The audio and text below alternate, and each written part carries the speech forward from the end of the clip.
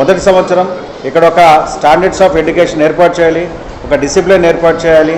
ఇక్కడ దీన్ని coming academic ఇయర్స్లో కంటిన్యూ చేయాలంటే అకాడమిక్ మనకి కావాల్సినటువంటి టీచర్స్ రావడానికి ఇప్పుడు ఈ స్కూల్ ఎస్టాబ్లిష్ చేసింది 25-26 అకాడమిక్ ఇయర్. కాబట్టి దీనికి కావాల్సినటువంటి పోస్టులు నెక్స్ట్ రావాల్సినటువంటి డిఎస్సి ద్వారా రిక్వెస్ట్ చేస్తే నెక్స్ట్ డిఎస్సీలు ఇస్తారు. అప్పటి వరకు ఏదో రకంగా ఇక్కడ టీచర్స్ కొరత లేకుండా సర్దుబాటు చేసుకోవాలి.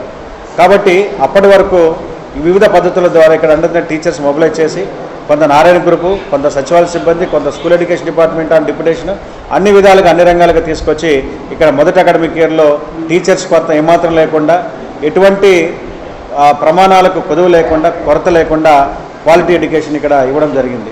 అయితే ఇటువంటి ఈ స్కూల్లో ఒకవైపున అధునాతన క్లాస్ రూమ్లు, మరోవైపున అత్యాధునిక వసతితో ఉన్నటువంటి ప్లే గ్రౌండ్, అంతేకాకుండా అత్యాధునిక హంగులతో ఉన్నటువంటి డైనింగ్ రూమ్తో పాటు ఇక్కడ అన్ని విధాలుగా ఒక కార్పొరేట్ స్కూల్లో, ఒక అంతర్జాతీయ స్కూల్లో ఏ విధంగా అయితే ప్రమాణాలు ఉంటాయో, ఏ విధంగా అయితే సౌకర్యాలు ఉంటాయో అన్ని సౌకర్యాలు కూడా ఇక్కడ ఏర్పాటు చేయడం జరిగింది.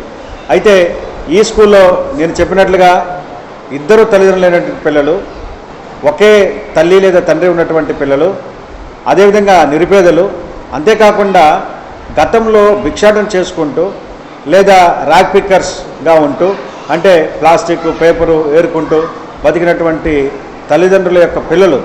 ఇందులో మన పక్కన ఉన్నటువంటి ఈ స్టూడెంట్ గతంలో మద్రాసు బస్ స్టాండ్ దగ్గర భిక్షాటన చేసుకొని పొద్దున 9 గంటల నుంచి మధ్యాహ్నం వరకు, మధ్యాహ్నం అక్కడ ఆ బస్ స్టాండ్ దగ్గర ఉన్న అన్న క్యాంటీన్లో భోజనం చేసుకొని అక్కడ నుంచి వెళ్తూ బాబా ఐస్ క్రీమ్ కొనుక్కొని అది అక్కడ తిని మిగిలిన డబ్బులు ఉంటాయన్న వాళ్ళ అమ్మ నాన్నకి అది తీసుకెళ్లేటువంటి వారు ఇక్కడ ఈ స్కూల్ ఎప్పుడైతే ఏర్పాటు చేస్తున్నారో ఇక్కడ ఉన్నటువంటి ప్లే గ్రౌండ్, ఆహ్లాదకరమైన వాతావరణాన్ని చూసి ఇక్కడ దగ్గర అక్కడ సోడా తాగడానికి వచ్చి వెంటనే ప్లే గ్రౌండ్ చూసి ఇక్కడ రావడం జరిగింది. వారు మేము ఇక్కడ ఆడుకుంటామని అంటే, ఇక్కడ ఆడుకోవాలంటే ఇక్కడ స్టూడెంట్స్ ఇక్కడ అడ్మిషన్ తీసుకోవాలని చెప్పగా వెంటనే మేము కూడా అవకాశం ఇచ్చే చదువుకుంటాం సార్ అన్నారు. వారికి అవకాశం ఇవ్వడం జరిగింది. గౌరవ విద్యాశాఖ మంత్రి లోకేష్ గారు ఇక్కడికి ఇదే రూమ్లో వచ్చి వారికి అడ్మిషన్ ఇవ్వడం జరిగింది. ఆ రోజు నుంచి వారు చక్కగా వారి విద్యాభ్యాసాన్ని కంప్లీట్ చేసి ఈ రోజున ఇతను 2nd క్లాస్ నుంచి 3rd క్లాస్ కూడా ప్రమోట్ కాబోతున్నాడు. చక్కగా ఇంగ్లీష్లో మాట్లాడుతున్నాడు. అంటే the person was practicing begging now speak in English. So that's a great transformation, that's a worth of education.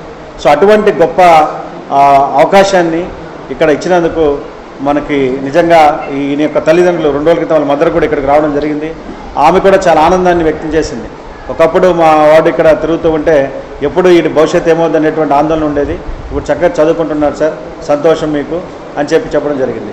కాబట్టి అటువంటి అన్ని రకాల సదుపాయాలతో, అటు రవాణా సదుపాయం, భోజన సదుపాయం, అత్యాధునిక class rooms, well qualified teachers from different backgrounds, ఇవన్నీ ఇచ్చే ఈ రోజున ఈ VR municipal corporation high school రాష్ట్ర స్థాయిలోనే ఒక మోడల్ స్కూల్గా ఏర్పాటు చేసేందుకు అన్ని విధాలుగా సహకరించినటువంటి గౌరవ పురపాలక శాఖ మంత్రులు శ్రీ పొంగూరు నారాయణ గారికి, ఈ బిల్డింగ్ రెనోవేషన్కి సహకరించినటువంటి ఎన్సీసీ వారికి, అదేవిధంగా ఇక్కడ టీచర్స్తో పాటు భోజన రవాణా వ్యవస్థ ఏర్పాటు చేసినటువంటి నారాయణ గ్రూప్స్ అందరికీ కూడా ఈ సందర్భంగా ప్రత్యేక ధన్యవాదాలు తెలియజేస్తున్నాను.